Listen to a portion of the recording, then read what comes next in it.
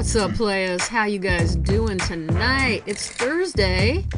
I'm Robin. It's about 8:30 here in Washington State. We've had a lot of crazy skies and smoke and bad air quality all over the West Coast and various other places, but I'm thinking about all of you guys who share this part of the globe with me, and I'm sorry. Whoa, what, you guys, anyone who knows me knows I'm obsessed with skies and weather, but that orange stuff that's happening in California, orange skies, is so wild. Oh, that must have been terrifying to wake up to that morning. We didn't have that, but we've had really bad air quality and very strange smells, and the sky is just dusty all the time. So it's pretty awful, along with so many other things right now. So I'm thinking about you guys. I miss talking to you. I'm committed to every Thursday again. I know I sound like a liar, but these days I can't tell what my mood's ever going to be. I don't know how to explain it. It's just hard. Something's just hard for me right now to keep regular on anything. So, but I have made the decision that here until the end of the year, I will be talking to you guys, sharing all sorts of things that I want to read to you every single Thursday. I'm about to sneeze, so let me hit pause. I decided to bring you into that part of my life, my sneezes. All right. Hello, everybody. I hope you guys are doing good. Should I ask you guys some questions? I think I'd like to. I haven't done that in a while, have I? I was thinking about my least favorite color today because the one rose bush I have in my yard that just came with the house is my least favorite color. And that least favorite color is surprisingly hot pink. I don't know why. I mean, I'm in my yarn room right now. There's a lot of hot pink, and I do use hot pink in some of the stuff I make with yarn. But I don't know. There's certain shades of hot pink that I don't like. So that's kind of sad, isn't it? Because there's artwork I've seen that I like that has hot pink in it, but I think overall, maybe it's just for roses. I was just annoyed with that today because I was driving down the street and saw a whole bunch of other people's rose bushes, and they were like pale pink, almost white, and weird colors, yellow, orange, and I was so kind of jealous of those. When I looked at mine, they're this like really bright hot pink. Anyway, what's your least favorite color? What is your current drink of choice? You can give me a coffee, tea, sparkling water, or alcohol drink. Whatever it is that your drink of choice is right now. You know, me, I haven't changed much in a long time. If I don't have my GT's lemonade kombucha every day, I am kind of upset. So I would say that's my drink of choice. I can't live a day without it. Sometimes I'll have two of them. I don't think you're really supposed to have two, but today's one of those days where I've already had mine, but I really want it again. Oh, and by the way, after I'm done recording and, editing and publishing, I don't really edit. I guess I just record it. I mess with the intro song and the outro song so that it fades in and out, and then I'm done after I publish it. But I have a bag of popcorn waiting down by my microwave for me, and that's going to be my treat tonight. It's something I've been thinking about all day, and then I was watching Dawson's Creek while I was working on art stuff, and I don't know, they were showing a movie on the show, and they all said, let's get popcorn, and I got really excited about and kind of jealous of them. I am often, what I eat and drink is often dictated by what I'm watching on TV. Like if somebody talks about lasagna on any TV show or movie, you better believe I'm going to make a lasagna within that next week, or macaroni and cheese. When I hear certain things, I get very excited. Okay, what's your present mindset? What's going on in your head? Tell me how you're doing. I'll come back to that one. What helps make you calm?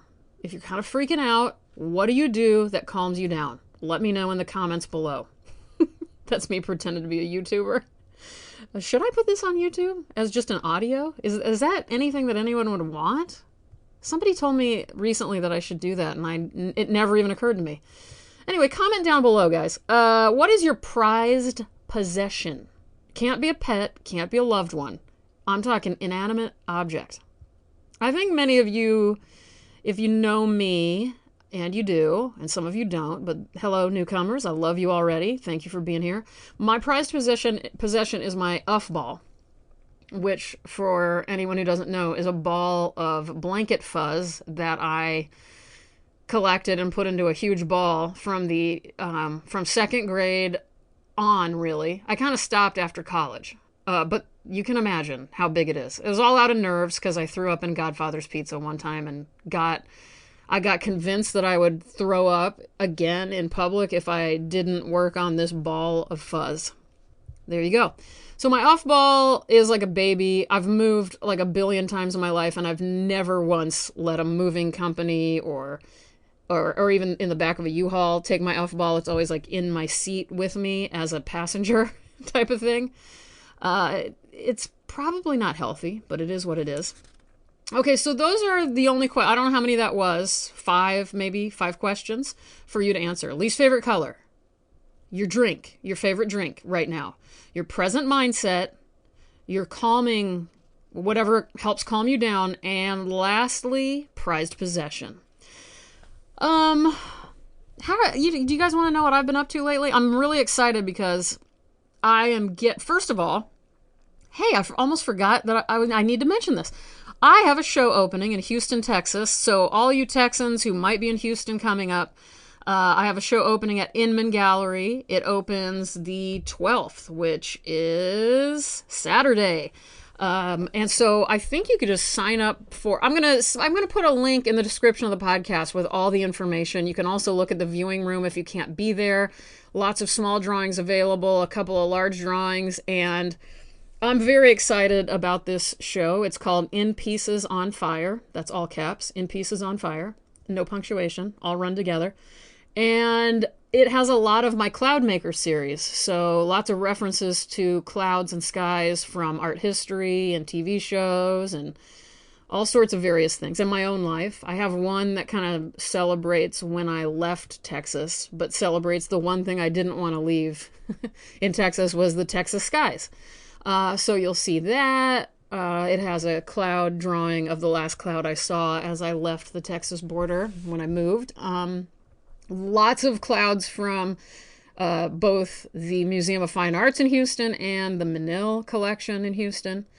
And then just some wild pieces that I made. A lot of drawings where I both crumple, like I would draw on the drawing and it would be almost done, and then I would take the paper and just crumple it into a tiny ball and it would rip and shred and, it's kind of destroyed. And then I would lay it out on the concrete and pour not hot, but boiling water on it in order to kind of flatten it out, and then take a rough rag and rub that into the concrete. So, and then draw back into it and collage onto it. So a lot of these drawings in the show have that sort of rough, lived in, kind of troubled look, just the materials alone. But I'm still pulling landscapes out of them, and I'm really excited about it. It's very liberating for me to destroy things. So, and I come from a place of being way too precious with my work. I can work on a drawing for 3 years and never touch the drawing, for instance. I always have something protecting my hand to keep it away from my drawing. So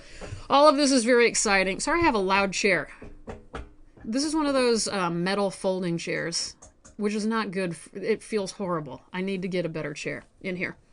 But anyway, so Inman Gallery this Saturday. It'll be up until Halloween. You guys can check out the viewing room. Please do that. I'm very, very excited. Let me know what you think. You can follow me on Instagram to let me know your questions, comments, concerns. Robin_O'Neill, ROBYN_ONEIL. Another thing I'm doing is opening a shop. Sometime about a month before Christmas, I will probably have it open, maybe before that, with all sorts of things on my website.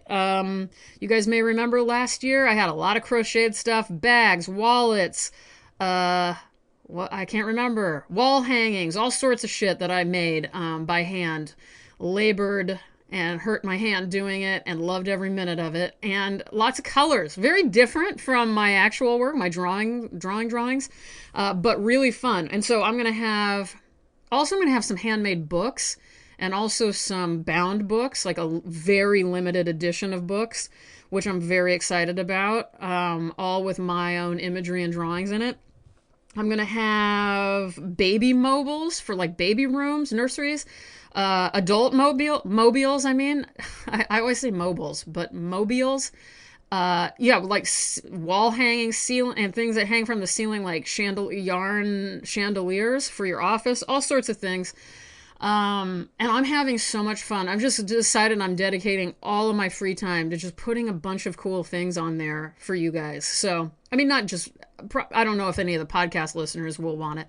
The one thing the podcast listeners, you guys might want is I'm making limited edition, probably 5 really small. They'll be very affordable. I call them paperback bags, and they're basically a tote bag, crocheted the way I crochet things, but just big enough for a small paperback. I've given these to a couple of friends and they love them. Well, I think they love them. One of them for sure loves them because she and her husband told me they love it, but this is just really, and it's good if you don't want to carry a paper. I mean, it's good for a cell phone and whatever, keys and stuff, but they're really nice, just like crossbody tote bag type of thing. So that might be fun for any of you readers out there. And, oh, this is not going to be on my website, but I just bought myself, because I need a new hoodie, on Cotton Bureau. I forgot, but I still have my shop on Cotton Bureau opened up. So if you want to support me, or this podcast, or anything I'm supporting, it all goes into the same place. So that's, just look up me reading stuff on cottonbureau.com. We have a million different t-shirts. They're all super, super soft, a regular sweatshirt, and a hoodie. There might be even a tank top. I don't know. I don't think so, though. T-shirts, they're really, really nice t-shirts and sweatshirts. So, God, this has been a lot of talking. We need to read. We need to read right now, and I'm excited about what I'm reading you. I've read from this book before. It's Like a New Sun, New Indigenous Mexican Poetry. This is edited by Victor Terran and David Shook, but the foreword is by one of my personal heroes, writer and translator, Elliot Weinberger. And for those of you that don't know, you guys know I'm a big fan of New Directions. New Directions just put out a new Elliot Weinberger book called Angels and Saints. I had pre-ordered mine, so I have it, but I haven't gotten to read it yet because I'm still reading the politically incorrect book, which I'm going to tell you guys what it is right now. So, sidestepping from Elliot Weinberger and the new Indigenous Mexican Poetry book I'm about to read you. All right, I'm going to say it. Norman Mailer, The Executioner Song. I know Norman Mailer was an asshole. Wasn't he even in Gilmore Girls? Was that him? I mean, he's known to be an asshole. And he wasn't nice to women. But I am reading The Executioner's Song, one of the longest books I've ever read. And I hate to tell you, I'm loving it. I've wanted to read this for so long, and I had already gone through so many different types of books. I was reading real books. I was reading goofy crochet murder mysteries. And finally, I'm like, all right, this bullshit that we're living through is not ending anytime soon. So I might as well tackle one of the tombs that I planned on reading. And so I'm finally doing it. I'm almost done. I'm 100 pages out. But I'll tell you, you can get mad at me. You can unfollow the podcast. Sometimes the worst people do make really great stuff. And I figure the dude's dead. So and plus I already had this book, so it's not like I'm giving anybody money who supports him. It's like, there are certain times when I'm just like, I have to read this. I'm so interested in true crime. I'm so interested in the story of Gary Gilmore. And I'm frankly very interested in the subject of the death penalty. And so, but the main point, okay, I'm sorry, I'm very uncomfortable, but I also love opening up with you guys because I want to be real. I don't want to like hide things from you. I mean, I probably do hide things. Let's face it. I've got a private life that's very rich that I don't talk about a lot, but I want to bring up a topic like this because, I already owned the book. I wanted to read it. It could be wrong to be reading it. I mean, there's a lot of people who are, huge assholes where I'm never going to support their art, even if they are dead. This one, I don't know. I mean, Joan Didion wrote about it as one of the greatest books of all time. Does that count for something? I just don't know. Listen, I'm not saying this is the thing to do and that I'm wonderful for reading this book by a complete dick, but and probably none of you care, to be honest with you. I'm just trying to talk this out. These are my thoughts sometimes that I have, like, is this wrong? I mean, I try to do the right thing all the time. But again, like, and also, I'm not perfect. Like, I would hope somebody, I mean, I'm not, well, anyway, just, I should just cut all this out, but I'm not going to, because you can see how upset I am about it. This book is written in such a weird way that I can't even describe it. I really don't know what's going on with this book or the writing style. It's just weird. It's like Norman Mailer. I mean, this is basically a nonfiction book, but is it? And also he goes in and out of language. Like when he's writing about Gary Gilmore's girlfriend, he sort of, his writing style takes on her sort of way of being. And then when he's writing about a lawyer defending Gary Gilmore, he kind of then becomes him. I mean, it sort of makes no sense how he ever wrote this book. And so don't tell me much about it if you're going to reach out about it or yell at me and tell me why I shouldn't have read it. The thing about it is that I can't wait. I'm really good about reading something and not looking anything up about the writer or the subject until after I'm done. So hopefully by the end of this weekend, I finally get to look up Norman Mailer and learn more about him. I mean, I really don't know much about him. I know that I think he maybe shot somebody. Maybe he shot his wife, didn't kill her, or maybe he beat her up. Something like that. That's my memory. That's what I think I know. And I know I've seen interviews with him where he's just relentless and just a jerk to everybody. And if he was the one on Gilmore Girls, he was even known to be a jerk on there, and they were terrified to serve him at the Dragonfly Inn. So those are the things I know about him. But after I read, I just wanted to indulge in something for a change. You know what I mean? I just wanted to indulge in a book I've always wanted to read. And as somebody who loves In Cold Blood and The Stranger Beside Me and Helter Skelter, this is the other book on that list of true crime books that everybody needs to read, according to people I care to listen to. And so I finally did it. All right. Anyway, forget all of that. Just let me be me.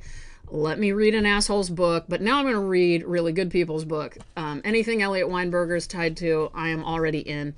This is, by the way, you can get this book. I'm going to put a link so you can find it. It's from Phoneme Media. I think it's only like $20 or something right now, so you should definitely order it. I'm telling you, every page of this is incredible. I'm going to be reading a poem by Juan Gregorio Regino.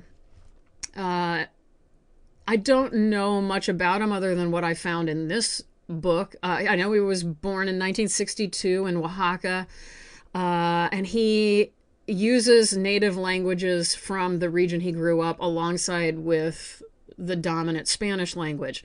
And there's a little fact here that I liked. In 2005, there were 200,000 speakers of Mazatecan. Mazatecan language, a group of 8 closely related languages with varying but generally quite high degrees of mutual intelligibility in the states of Oaxaca, Veracruz, and Puebla. So this is translated. I didn't realize it until afterwards, but of course this one that I love the most was translated by Elliot Weinberger. So it's a very long poem, and I'm going to read parts of it. I'm kind of going to, so it's just going to kind of give you a glimpse at it, because otherwise I'd be reading to you all night. So, I mean, it's not that long, but it is long. Okay, so here we go. It's called Cantares. Say Lord of the hills, say Lord of the caves, say spirits of the canyons, say Father of the storm, say Goddess of fertility, say Mother of orphans, say Whore, say Mistress of fire, say macaw feathers, say aguardiente, say fragrant flowers, say tobacco dust, say rains from the east, say center of the world, say fertile land, say hanging bridges, say doors to the shy, say greater forces, say west and east, say place of the images. This is how the day reaches over. This is how the image reaches over. 7 leagues away, 7 zontals to the endless. From there my voice is heard. From there my spirit reaches over. House of the first beings, I am the one who makes them appear. I am the wise man, the prophet, the guide. For I have the permit. for I have the license to enter the holy space, where the wise books are found. Blessed are you who dwell in the immaculate house. We are thankful for the light that lights us. We are thankful for the night that comes. From there my footsteps travel. From there I come, to this house that offers shade, to this house that refreshes. I am the wise singing man. I am the wise soothing man. I am the one who drags the captive spirits from the darkness. Where is this spirit? What was it that happened? I will drag him out. I will free him. I will lift him. I will lift him. Even if he's underwater, even if he's under rock. From the images of the sky, from the images of the earth, I will set him free. What is the mistake? Where is the error? I've come to bring order. I've come to do justice. For it is part of my flesh. For it is part of my blood. For I am an honest lawyer. For I am an explorer on the road. From there my footsteps travel. From there my words travel. The soul is reaching across. Time is reaching across. Now I am here before you. What is your face like? What is your soul like? It is I who invokes you. It is I who implores you. Mother milk, mother breasts, mother mist, mother earth, mother zontal. You left the first footprint. You made the first step. Ancient mother, grandmother. Your prayer is the highest in this world of corn. In this world of water, you are the cool breeze. You are the mist. Between your hands, between your fingers, the tree grows hard, the rock grows hard, the sky opens, the moon blossoms, the stars appear. For you have come, for you have blocked the demons who lived before there was light, and the demons who live in hell. You gave us light. You gave us fire. Guide mother, luminous mother, sprout mother. You left the first footprint. You made the first step. You are holy, blessed Trinity. Here is my sweet smelling incense. Here are my best cacao beans. Here is my fresh medicine. Here is my feather that rises. Take them, they are for you. It is the payment for allowing me, for giving me permission to touch your body. I grow on your body. I live on your body. I have stained my hands striking your body. This is how God has arranged it. This is how God has ordered it. My food will come from you. My drink will come from you. A little for you, a little for me. You too are hungry. You too are thirsty. Here is my offering. Here is my thankfulness. Drink it. Take it. It will give you strength. It will give you life. I think I'll end there. I mean, I want to read the whole damn thing to you.